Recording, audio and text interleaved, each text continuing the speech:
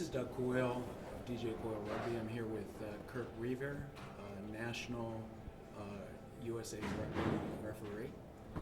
Kurt, how did you get involved in refereeing?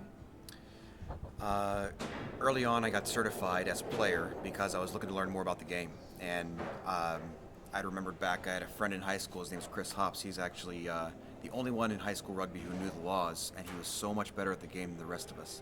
And so on a whim, I headed out to a referee course, took the course, ended up playing for about another 5 or 6 years before I really refereed, but it changed my game as a player. I knew sort of what I was doing, I knew some more about the law, what the referee was looking for, and so I loved it. And then once I was feeling sort of the end of my playing career coming around, I started to referee more, and I played and refereed for a couple of years together until I finally gave up the playing part and started to be a full-time referee. Now, what's involved in making the transition from refereeing at the club and college level to working in the national and international stage? It's the time you put in. And I think just like any player who transitions maybe from a college team who's maybe having fun with it, or a club team who's a little more social to one to take a little more serious. There's another day of practice per week. There's some film sessions added to it. There's another level of fitness you're expected to do. All the same requirements for a referee. So I'm spending 2 days a week really working on film. I'm spending 2 days a week, at teams' practices, still trying to keep current on the laws and just the way the flow of the game is going. And I think those things are the difference really in maybe what I would say what I was doing and what I'm doing now, which is just the methodical approach I'm taking to getting better instead of just getting out and doing the activity. And that's been the biggest transition for me, and it's made a big difference in my refereeing, honestly. Now, we have the America's Rugby Championship coming up, involving national teams. You've been assigned to a number of the matches, and you did it last year. Can you tell me a little bit about your assignments? Yeah, last year was neat. It was a trip down to Argentina, Chile, and Uruguay for last year. Certainly a good challenge. I had an Argentina-Uruguay game, which anybody who knows those two countries knows they don't necessarily get along on the rugby field, and it was a bit of a grudge match. But refereeing test-level rugby is a special thing. There's crowds in the stands, really, no matter what level game you're at there. There's passionate fans. They want desperately to win and lose. The players themselves, there's a lot of tears at the anthems before the games are starting. It's that kind of thing, and I think it helps to heighten the experience itself.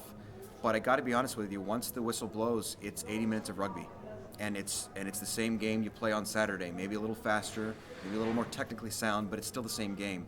And that's what's been nice to have had one of these tournaments already kind of in the bag from last year and some other test matches, because going into this year then, it's a little more comfort with what I'm actually going to see on the field.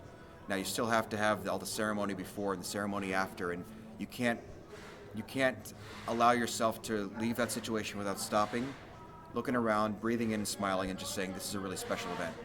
But at the end of the day, it is rugby, and so you ref it the same way you're going to ref on Saturday, whether it's going to be the local collegiate women's game or the club men's team you're refereeing. Now, what are some of the there was a recent law change, and we're talking about basically tackles around above the shoulders. Sure. And what are some of the challenges that you might face being new and entering that tournament this year? Yeah, so I actually had a game last weekend, and it was sort of the first weekend we'd been utilizing those new interpretations. I'd say it's the same laws, we're just now actually enforcing them, to be honest with you. I didn't see much of a difference. We had a couple more penalties. I didn't have any additional yellow cards. I think players understand inherently that they want to play a hard, aggressive game to the limits of what they're able to do, but they want to be safe doing it. And I think we all kind of understand the head and neck areas and off-limit time. There might be some accidental or ancillary contact there, but they want to be kept safe, and they want to tackle safely. So players, I think, are going to comply. Coaches will then innovate, and this is the fun part about it for us. Tackle law changes a little bit, coaches innovate. Law changes, coaches innovate. I love that stuff. I can't wait to see what coaches come up with on how they're going to maybe tackle a little differently, how they're going to approach that low point where a tackler comes around the side, heads dip down. What are we going to do with that ball carrier now? So I'm excited to see what teams, players, coaches come up with in order to innovate sort of in the new way that we're interpreting the tackle. In working at international level or national level, do you meet with teams and say, these are some things I really pay attention to? Or do you just let the game flow and without interpretation before or during? Sure. No. So at international games, we always give the opportunity to meet with teams beforehand. It's usually the Thursday before a Saturday game, and you actually sit down with their entire management staff. And so it'll be the captain of the team, maybe the 2 or 3 coaches and manager, and usually my ARs, if they're in town at that point, they'll be with me, and maybe the referee manager. And it's sort of a sit down just to get anything clarified. I'm speaking very little in that, and it's more the teams asking questions about, hey, we have this interpretation, or we have this play, or this action we'd like to get your feedback on. Of course, there's some prepping. Hey, the other team does this, you need to watch for this. But it's much more just an open dialogue. And although it's only done at the international level, I can't suggest enough that teams and referees get together the week before a game here locally. So if I'm going to have, and now the Cal Cup's going on, I've been referencing some of those games, I'm contacting those coaches the Sunday or Monday before the game, because I don't want to be just the day before. If they have to adjust something in practice, I want them to have a couple days and rep it on Tuesday, rep it on Thursday. I don't want to surprise something in a pre-match briefing with, hey, this is how it's going to be today. So I think that previous communication does more to make a flowing game than maybe anything else before a match. And what matches will you be working in February and March? Up in Canada, starting off with Canada against Argentina, which should be a great match. Back down to Argentina for Argentina-Uruguay. They're giving me another shot at that one, so should be another fun one. And then over to Uruguay for Uruguay and Canada. Okay. You were also involved in the inaugural season with PRO Rugby as a ref. Mm-hmm. Could you tell us about that experience and maybe how that experience might differ from other involvements? Yeah, PRO Rugby is special.